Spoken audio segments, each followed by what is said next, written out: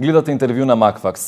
Антикорупцијската комисија за првите 6 месеци од функционирањето на новиот состав беше преплавена со пријави за судирни интереси, непотизам и корупција. Но велат, борбата со корупцијата не се мери по бројот на поднесените пријави, туку по нивната разврска и ефектот кој што тие го имаат во јавноста. За тоа што сработија антикорупционерите за првите повеќе од 6 месеци, разговарам со претседателката на Државната комисија за спречување на корупцијата Билјана Ивановска. Добро дојдовте во Макфакс. Добро ве најдов. Благодарам за покана. Предпоставам дека се уште сте преплавени со пријави од секако и по ваша иницијатива, меѓутоа и од пријавители, меѓутоа да започнеме од она што е најактуелно, тоа се случаите кои што ги отворивте пред неколку месеци. Еве првиот од нив е, да речеме, популарно наречениот тополки, кој што се однесува за земјиштето купено за изградба на хидроцентрали од братот на вице-премиерот Кочо Ангјушев. Докаде е тој случај, каква е разврската? Ми се чини дека и опозицијата ве повика да се произнесете, ако не се лажа. Да, ние го отворивме случајот за хидроцентралите Тополки, поврзан со вице-премиерот Кочо Ангјушев. Можам да кажам дека истрагата, условно речено истрагата, не сме истражители, меѓутоа работењето работењето по предметот е веќе при крај. Во текот на истражувањето имавме и средба и со вице-премиерот Кочо Ангјушев, се со цел да ги видиме сите околности кои што биле настанати околу случајот и многу скоро ние ќе излеземе со нашите ставови. Може ли барем во оваа фаза да откриете нешто, дали тоа оди во насока на потврдување на тезата дека има сомнеж за корупција или сепак е прерано во оваа фаза да се зборува за тоа? Па јас не би сакала да зборувам пред објавувањето од страна на комисијата, нели официјално, имајќи во предвид дека согласно законот ние сите одлуки ги кажуваме транспарентно и јавно пред јавноста и не би било вкусно од моја страна да го кажам однапред. Тоа, меѓутоа, темелно сме и го изработиле предметот, се сме виделе, така што мислењето ќе си го кажеме. Да. Добро. Вториот исто така случај кој што го работите е за набавката на опремата за МНАФ, односно за радарската опрема. Таму беше инволвиран генералниот секретар на владата Драги Рашковски. Дали тоа се работи, дали е при крај можеби? Не е при крај, се работи. МНАФ ќе го работиме во соработка со Државниот завод за ревизија. Имено, МНАФ како субјект за ревизија е во годишната програма на Државниот завод за ревизија и ние си имаме меѓусебна соработка. Во отсуство на доволно човечки ресурси за нормално функционирање на комисијата, нормално и да се покриваме со дополнителна помош од страна, така што во соработка со државните ревизори ќе следиме набавката, која што таа јавна набавка е од 2016 година, малце пообемна јавна набавка, затоа што помош побаравме Државниот завод за ревизија заради тоа што сметам дека државните ревизори се најкомпетентни да ги гледаат јавните набавки од еден друг агол кој што во случајов ни е потребен. Вие секако имате лично портфолио такво, така што може да придонесете, предпоставам, за побрзо да се заврши овој случај. Дали Рашковски беше повикан или се уште не е во? Се уште не е, меѓутоа кога ќе имаме потреба ќе го повикаме, како и сите други. Мислам, тоа не е нас нормална процедура, доколку има потреба, доколку документите обезбедуваат се што сосема доволно, докази, тогаш нема потреба да викаме. Меѓутоа ако има потреба, можноста е тука. Колку случаи на непотизам откривте еве за овие повеќе од 6 месеци од вашето функционирање? Имаше навистина многу пријави, судирни интереси и така натаму, и дали следите што тоа суштински се ефектуира? Колку, да речеме, прекршочни глоби се платени? Какви разврски имаат случаите? Па сега јас со некоја посебна статистика тука не би се осврнала конкретно во бројки, јавноста знае се обелоденето пред јавноста, меѓутоа она што сакаме да го кажеме кој е ефектот од тоа што го сработивме. Ефектот е неколку повлекувања на блиски лица на јавни функционери. Ефектот е разрешување на директори на ЕЛЕМ, на МЕПСО, на јавни предпријатија, меѓутоа она што е многу интересно, кога ги кажувавме тие случаи, ние се обративме до надзорните одбори да ја утврдат одговорноста на раководните лица во тие јавни предпријатија, и што е многу интересно, од некои од нив добивме одговори дека не утврдуваат одговорност кај директорите, што е многу... А има таква законска, да.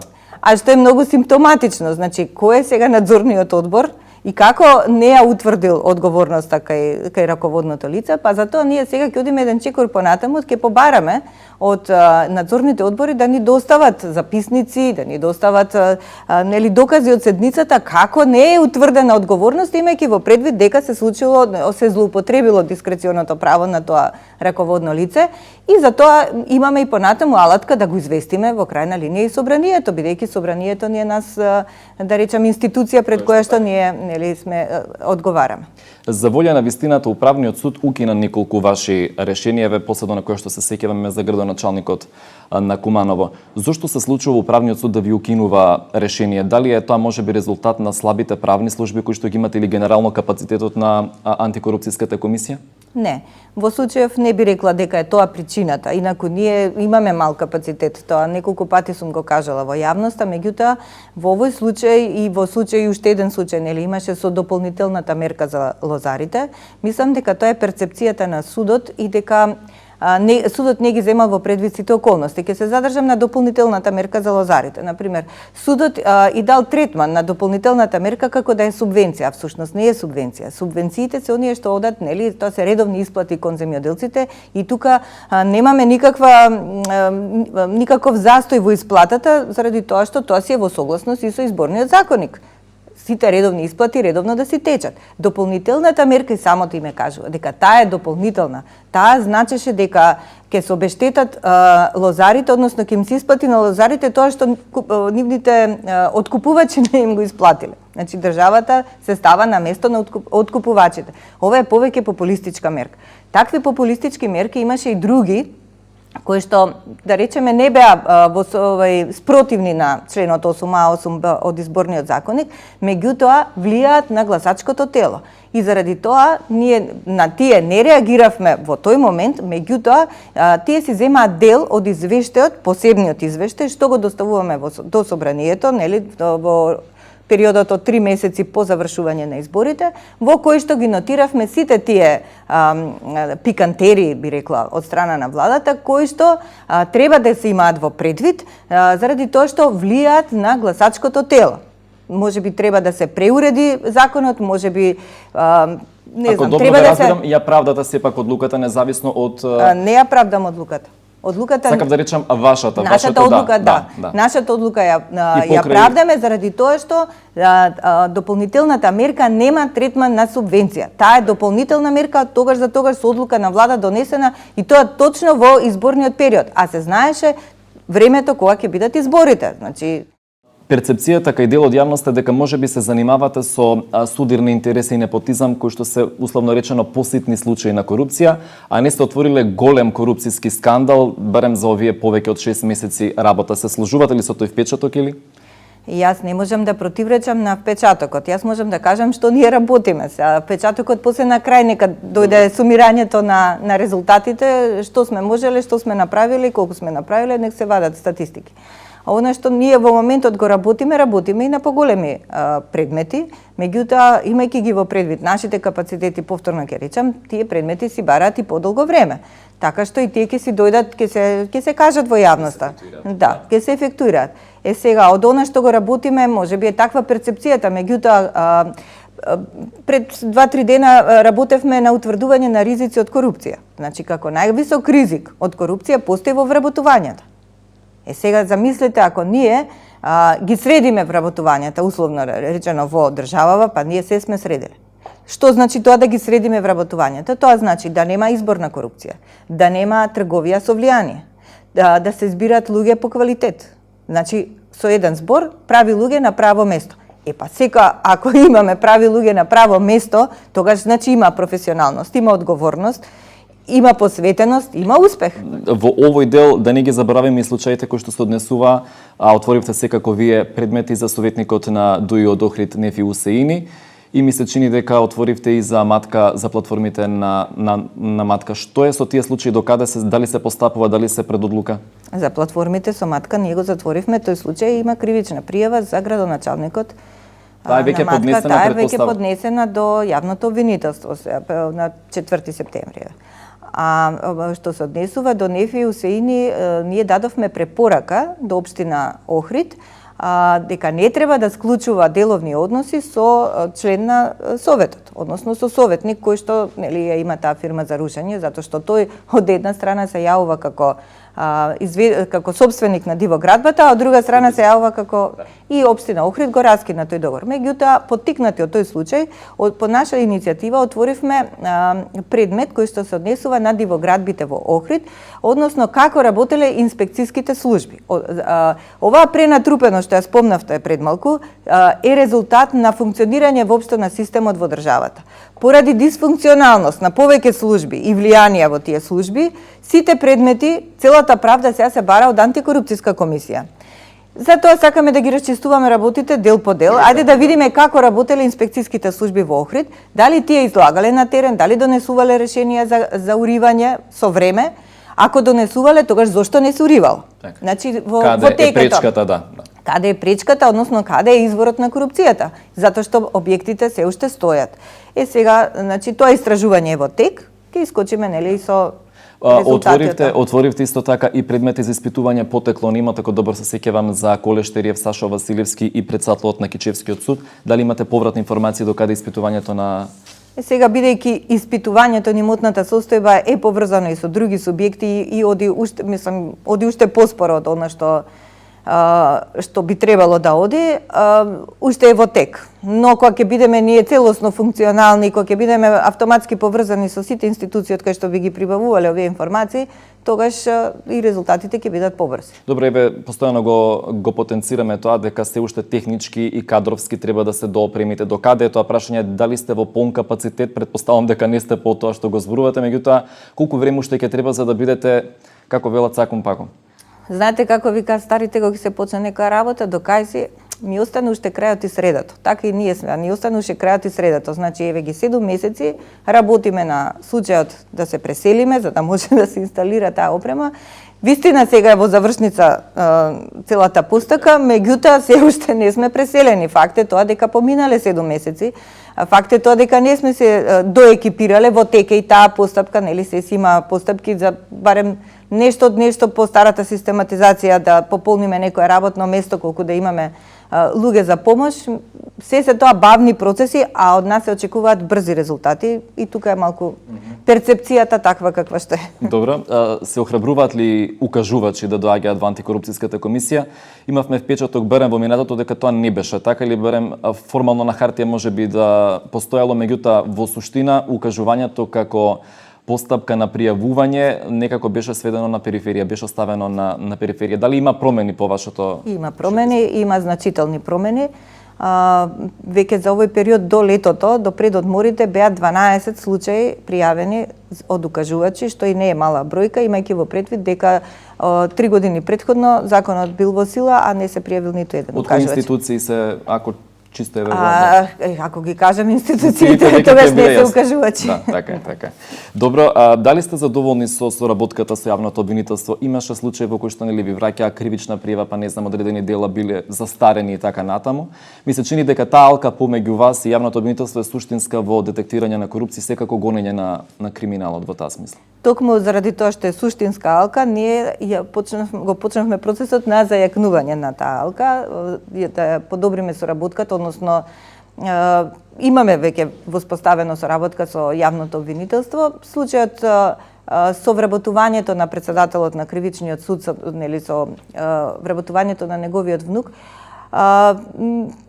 точно е дека ние третиравме дека не е застарено делото, меѓутоа јавните обвинители си имаат други правила во определување на роковите. Добро, јас тоа го почитувам, меѓутоа она што ме охрабрува е дека јавниот обвинител сепак предметот го доставил до кривичниот суд, така што никој сега не му оспорува на кривичниот суд. Значи, ако јавното обвинителство го гледа формалното, кривичниот суд го гледа материјалното, така што има простори понатаму, да. Има простори понатаму да се делува и да се даде порака на овој народ дека не може да постои своеволие и не може председател на суд да си го вработува својот внук кој што не се пријавил на конкурсот за вработување, туку едноставно да го вметне на список. Имате ли повратна информација за останатите пријави што ги поднесовте, до каде е постапувањето на обвинителството? Јас колку што знам и колку што сум информирана, нели се во текни се пријавите за ректорот и иницијативата за градоначалникот во Матка. Јас колку што знам, тие се пристигнати во јавното обвинителство и се распоредени по обвинители и до тука е нашето се. Понатаму тие нека си ја процесираат работата. Не смееме да прашуваме. Ова би сакала исто да истакнам за управниот суд, пошто рековте дека нели каква е перцепцијата на судот или дали нашите предмети не се доволно обработени. Јас сум уверена дека нашите предмети се добро обработени, бидејќи навистина посветено и одговорно ги работиме. Меѓутоа, за да ги исклучиме сите ризици, ние во иднина ќе си побаруваме од управниот суд јавни седници. Да. Сега тоа со новиот закон е овозможено, така што овозможено со новиот закон, така што нека цени јавноста каква е перцепцијата на судот и каква е нашата аргументираност. Да. Доколку би ве замолил да направите рангирање на топ 3 генератори на корупција за овие 6 или 7 месеци откако сте почнале вие да речеме да работите, кои би биле тие 3 најсуштински генератори на корупција кај нас? Во суштина на се е субјективниот фактор човекот.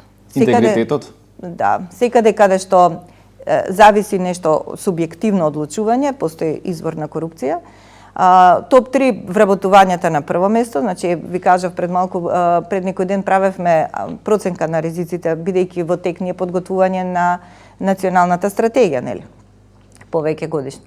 Значи број 1 се вработувањата, јавните набавки и секако тука доделување на дозволи, лиценци, значи секаде каде што субјективниот фактор е вклучен. Треба ли да ви се даде поголема моќ? Ми се чини дека го слушав амбасадорот на Европската унија Жбогар во едно негово обраќање каде што резонираше дали е потребно можеби да имате поголема истражна моќ, да бидете како некое мини обвинителство кое што ќе функционира, бидејќи реално граѓаните очекуваат од вас, го очекуваат тоа од вас. Какви се вашите размислувања во таа насока? Граѓаните го очекуваат тоа од нас бидејќи не се исполниле нивните очекувања претходно од други институции. Меѓутоа, нашата институција е креирана да има превентивна улога. Пред се превентивна, да укажува, да дава мислења, да делува на јакнење на свеста, во таа насока. И сега ние да влие на легислативата од аспект на откривање на коруптивни елементи во законите и тие работи, што е мислам дека најважно од се, затоа што ако имаме добри закони, ќе имаме и основа за добро спроведување. Па, можам да кажам една работа. Например, дали треба ние да имаме истражни, да се зајакнеме истражни. Во Германија, например, ни кажа германскиот амбасадор, дека во Бундестагот едно тело ја врши функцијата, значи една институција ја врши функцијата и на антикорупција, и на ревизија, и на финансиско разузнавање, и на финансиска полиција. Значи, тие секако е едно. Ние не сме како едно, меѓутоа можеме да функционираме како едно. Со тоа што ќе си ја зајакнеме и понатаму со работката помеѓу нас, и мислам дека нема потреба да ги дуплираме ресурсите и да ја дуплираме работата, заради тоа што истражителите работат во финансиска полиција, во финансиското разузнавање, ревизори работат во Државниот завод за ревизија и само мислам дека за нас треба само подобра организација и подобра поврзаност и не ни треба дупло истражно работење, затоа што тоа е дупло средства, дупло ресурси. Многу ни е сиромашна државата да си дозволуваме луксус за дуплирање на работите. Следната недела веќе имате повторна седница, дали би можеле да ни откриете што ќе се најде на седницата како точка на дневен ред, што е вака интересно за јавност? Па ете, можеме веќе кажам, ќе се најде точка на дневен ред предметот кој се однесуваше на поранешните председатели, односно го отворивме по случајот на поранешниот председател Ѓорги Иванов, кој што под наем го зема станот на негово блиско лице.